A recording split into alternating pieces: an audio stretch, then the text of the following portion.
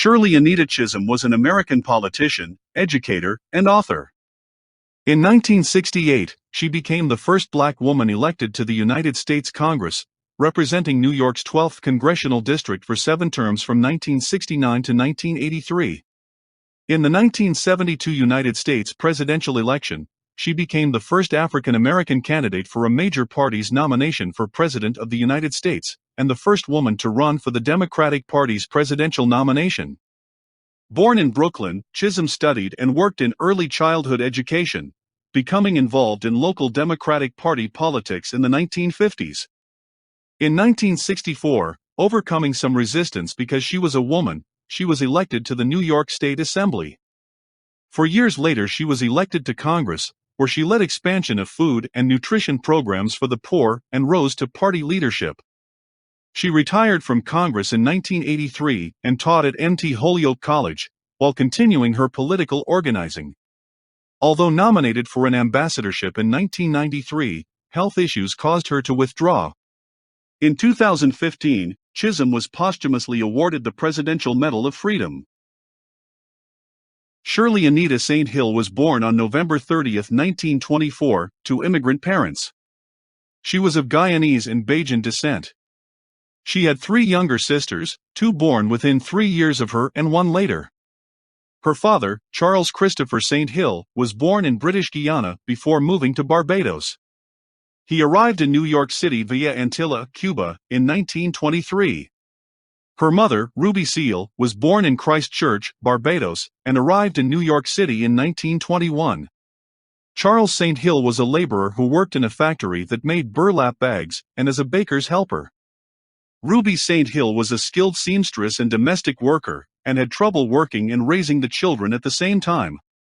As a consequence, in November 1929, when Shirley turned 5, she and her 2 sisters were sent to Barbados on the MS Vulcania to live with their maternal grandmother, Emmeline Seal. She later said, "Granny gave me strength, dignity, and love. I learned from an early age that I was somebody. I didn't need the Black Revolution to tell me that." St. Hill and her sisters lived on their grandmother's farm in the Vauxhall village in Christchurch, where she attended a 1-room schoolhouse. She returned to the United States on May 19, 1934, aboard the SS Nerissa in New York. As a result of her time in Barbados, Shirley spoke with a West Indian accent throughout her life. In her 1970 autobiography Unbought and Unbossed, she wrote, "Years later, I would know what an important gift my parents had given me by seeing to it that I had my early education in the strict, traditional, British-style schools of Barbados. If I speak and write easily now, that early education is the main reason." As a result of her time on the island, and regardless of her U.S. birth, St. Hill would always consider herself a Barbadian American. Beginning in 1939, St. Hill attended girls' high school in the Bedford, Stuyvesant neighborhood of Brooklyn, a highly regarded, integrated school that attracted girls from throughout Brooklyn. St. Hill earned her Bachelor of Arts from Brooklyn College in 1946, where she won prizes for her debating skills. In addition, during her time at Brooklyn College, she was a member of Delta Sigma Theta sorority and the Harriet Tubman Society. As a member of the Harriet Tubman Society, Chisholm advocated for inclusion, specifically in terms of the integration of black soldiers in the military during World War II, the addition of courses that focused on African American history, and the involvement of more women in the student government. However, this was not her first introduction to activism or politics. Growing up, Chisholm was surrounded by politics as her father was an avid supporter of Marcus Garvey, and a dedicated supporter of the rights of trade union members. Also, she was no stranger to seeing her community advocate for their rights as she witnessed the Barbados workers and anti-colonial independence movements. St. Hill met Conrad O. Chisholm in the late 1940s. He had migrated to the U.S. from Jamaica in 1946, and later became a private investigator who specialized in negligence-based lawsuits. They married in 1949 in a large West Indian-style wedding. After graduating from college in 1946, Chisholm began working as a teacher's aide at a childcare center in Harlem. Chisholm taught in a nursery school while furthering her education, earning her M.A. in elementary education from Teachers College of Columbia University in 1952. From 1953 to 1959, she was director of the Friends Day Nursery in Brownsville, Brooklyn, and of the Hamilton-Madison Child Care Center in Lower Manhattan. From 1959 to 1964, she was an educational consultant for the Division of Day Care. She became known as an authority on issues involving early education and child welfare. Chisholm entered the world of politics in 1953, when she joined Wesley Mack Holder's effort to elect Louis Flagg Jr. to the bench as the first black judge in Brooklyn. The Flagg election group later transformed into the Belford-Stuyvesant Political League, BSPL. The BSPL pushed candidates to support civil rights, fought against racial discrimination in housing, and sought to improve economic opportunities and services in Brooklyn. Chisholm eventually left the group around 1958 after clashing with Holder over Chisholm's push to give female members of the group more input in decision-making. She also worked as a volunteer for white-dominated political clubs in Brooklyn, like the Brooklyn Democratic Clubs and the League of Women Voters. With the Political League, she was part of a committee that chose the recipient of its annual Brotherhood Award.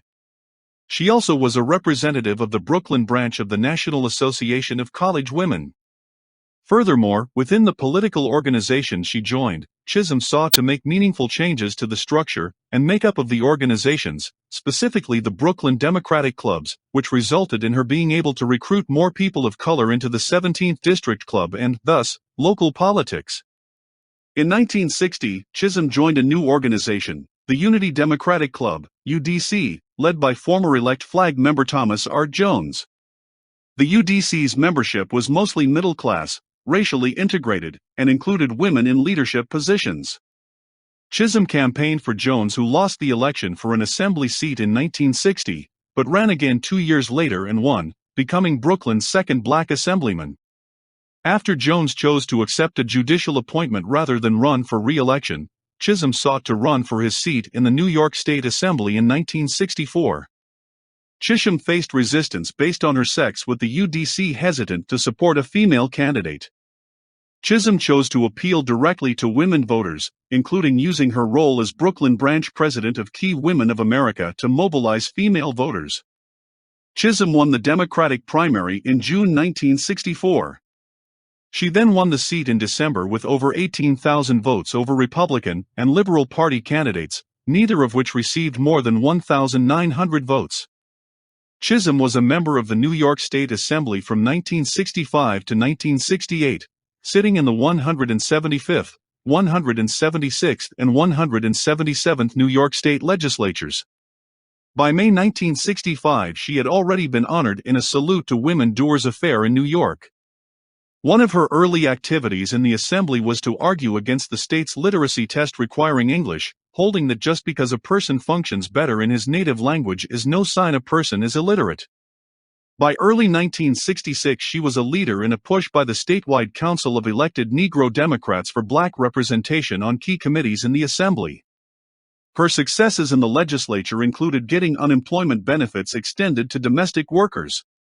She also sponsored the introduction of a SEEK program, Search for Education, Elevation and Knowledge, to the state, which provided disadvantaged students the chance to enter college while receiving intensive remedial education. In August 1968, she was elected as the Democratic National Committee woman from New York State. In 1968, she ran for the U.S. House of Representatives from New York's 12th Congressional District, which as part of a court-mandated reapportionment plan had been significantly redrawn to focus on Bedford-Stuyvesant, and was thus expected to result in Brooklyn's first black member of Congress. Adam Clayton Powell, Jr. had, in 1945, become the first black member of Congress from New York City as a whole. As a result of the redrawing, the white incumbent in the former 12th, Representative Edna F. Kelly, sought re-election in a different district. Chisholm announced her candidacy around January 1968 and established some early organizational support.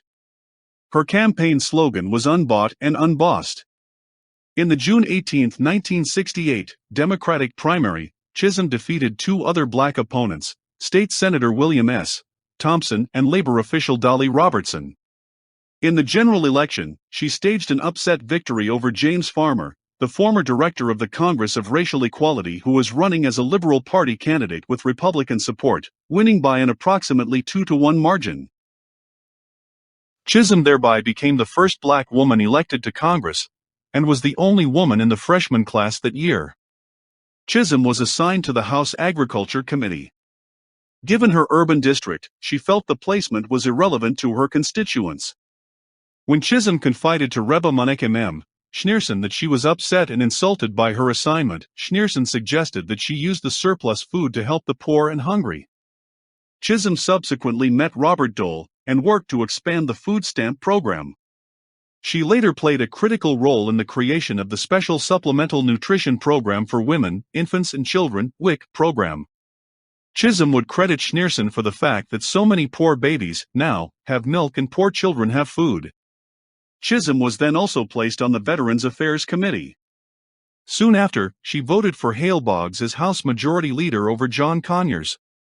As a reward for her support, Boggs assigned her to the much-prized Education and Labor Committee, which was her preferred committee. She was the third highest-ranking member of this committee when she retired from Congress.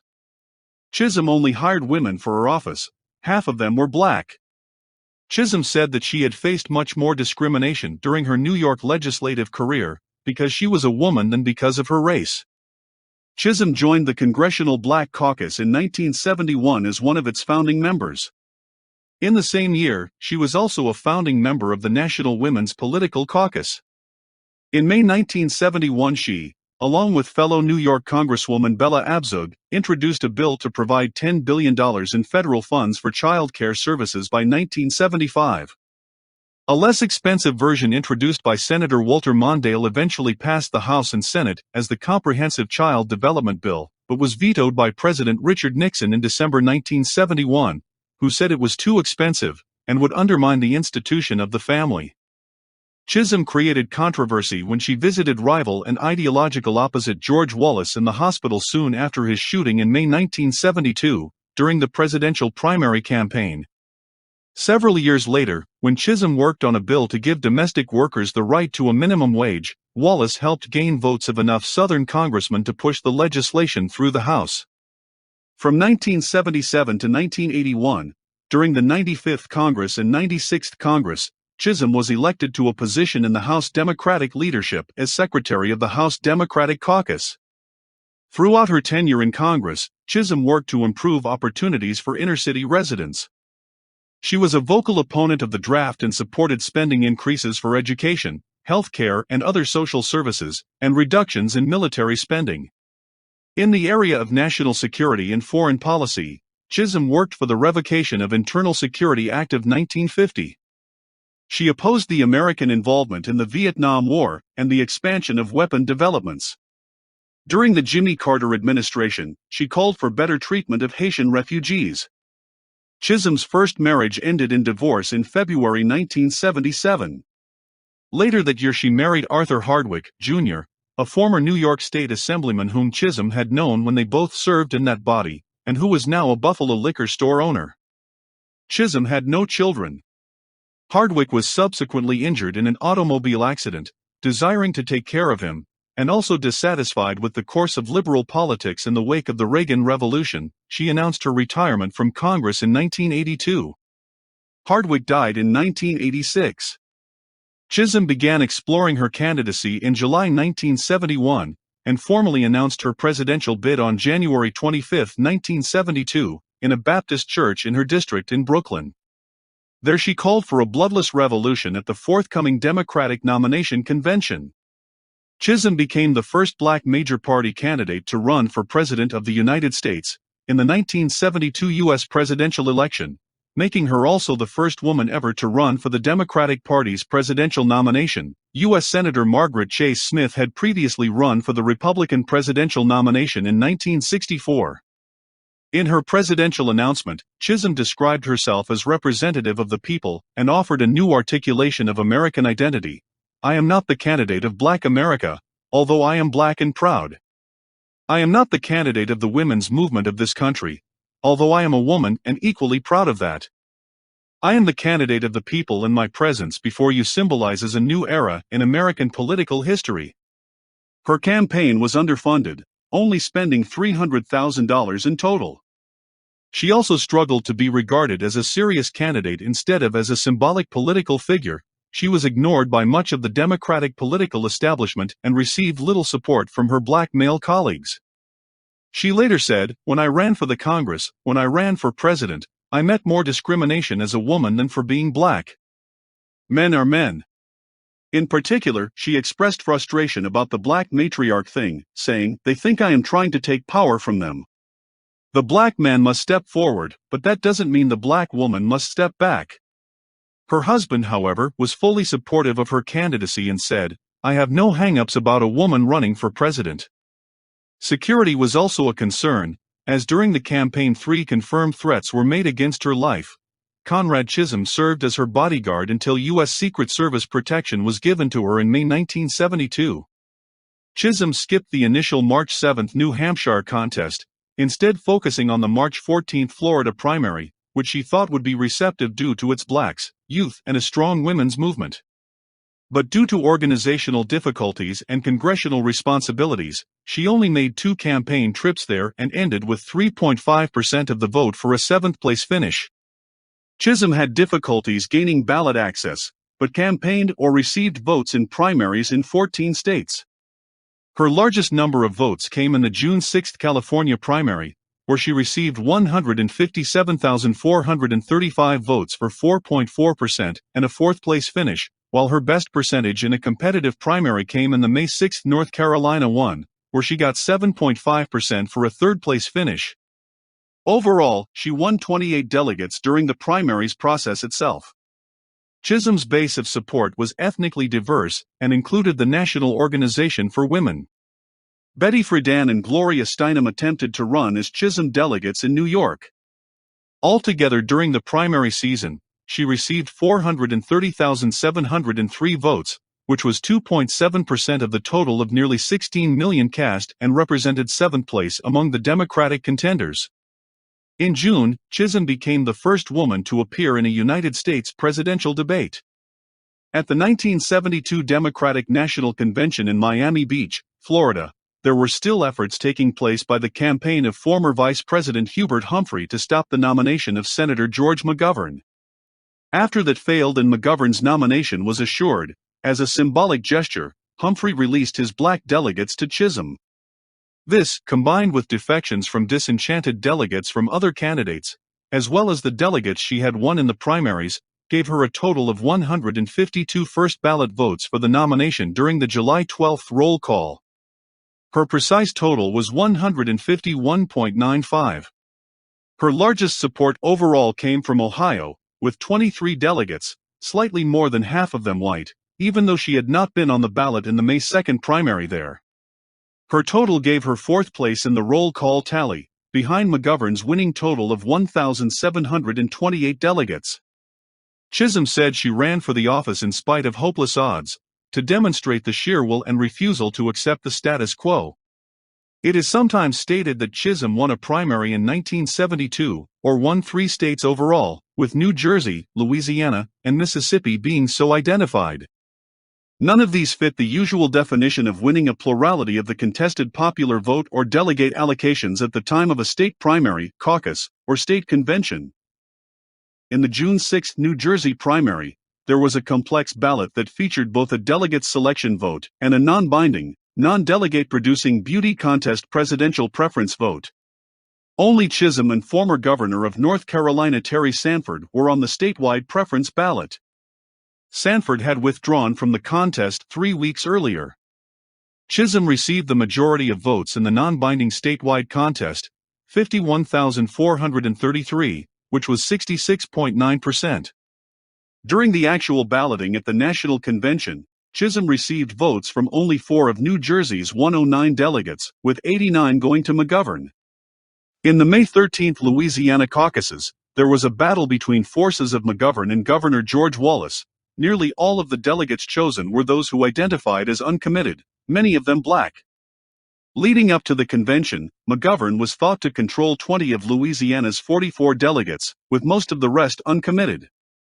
During the actual roll call at the National Convention, Louisiana passed it first, then cast 18.5 of its 44 votes for Chisholm, with the next best finishers being McGovern and Senator Henry M. Jackson with 10.25 each. As one delegate explained, "Our strategy was to give Shirley our votes for sentimental reasons on the first ballot. However, if our votes would have made the difference, we would have gone with McGovern." In Mississippi, there were two rival party factions that each selected delegates at their own state conventions and caucuses: regulars, representing the mostly white state Democratic Party, and loyalists, representing many blacks and white liberals. Each slate professed to be largely uncommitted, but the regulars were thought to favor Wallace, and the loyalists McGovern. By the time of the National Convention, the loyalists were seated following a credentials challenge, and their delegates were characterized as mostly supporting McGovern, with some support for Humphrey. During the convention, some McGovern delegates became angry about what they saw as statements from McGovern that backed away from his commitment to end U.S. involvement in Southeast Asia, and cast protest votes for Chisholm as a result. During the actual balloting, Mississippi went in the first half of the roll call, and cast 12 of its 25 votes for Chisholm, with McGovern coming next with 10 votes. During the campaign, the German filmmaker Peter Lilienthal shot the documentary film Shirley Chisholm for President for the German television channel ZDF. After leaving Congress, Chisholm made her home in suburban Williamsville, New York. She resumed her career in education, being named to the Purington Chair at the all-women Mount Holyoke College in Massachusetts. As such, she was not a member of any particular department, but would be able to teach classes in a variety of areas. Those previously holding the position included W. H. Auden, Bertrand Russell, and Arna Bontom. In 1984, Chisholm and C. Dolores Tucker co-founded the National Congress of Black Women. During those years, she continued to give speeches at colleges, by her own count visiting over 150 campuses since becoming nationally known. She told students to avoid polarization and intolerance. If you don't accept others who are different, it means nothing that you've learned calculus. Continuing to be involved politically, she traveled to visit different minority groups and urging them to become a strong force at the local level. In 1984 and 1988, she campaigned for Jesse Jackson for the presidential elections. In 1990, Chisholm, along with 15 other black women and men, formed the African American Women for Reproductive Freedom. Chisholm retired to Florida in 1991. In 1993, President Bill Clinton nominated her to be United States Ambassador to Jamaica, but she could not serve due to poor health and the nomination was withdrawn. In the same year, she was inducted into the National Women's Hall of Fame. Chisholm died on January 1, 2005. In Ormond Beach near Daytona Beach, after suffering several strokes. She is buried in the Birchwood Mausoleum at Forest Lawn Cemetery in Buffalo, where the legend inscribed on her vault reads, "Unbought and unbossed." In 1984, the National Black Women's Political Caucus was established during the vice presidential campaign of Geraldine Ferraro.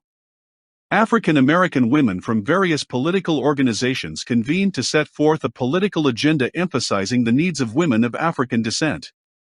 Chisholm was chosen as its first chair. In February 2005, Shirley Chisholm 72, Unbought and Unbossed, a documentary film, aired on U.S. public television. It chronicled Chisholm's 1972 bid for the Democratic presidential nomination. It was directed and produced by independent African-American filmmaker Shola Lynch. The film was featured at the Sundance Film Festival in 2004. On April 9, 2006, the film was announced as a winner of a Peabody Award. In 2014, the first adult biography of Chisholm was published, Shirley Chisholm, Catalyst for Change, by Brooklyn College history professor Barbara Winslow, who was also the founder and first director of the Shirley Chisholm Project. Until then, only several juvenile biographies had appeared. Chisholm's speech for the Equal Rights Amendment, given in 1970, is listed as number 91 in American Rhetoric's top 100 speeches of the 20th century. On January 20, 2021, Kamala Harris, the first black woman to become vice president, wore a purple dress in Shirley Chisholm's honor during her inauguration.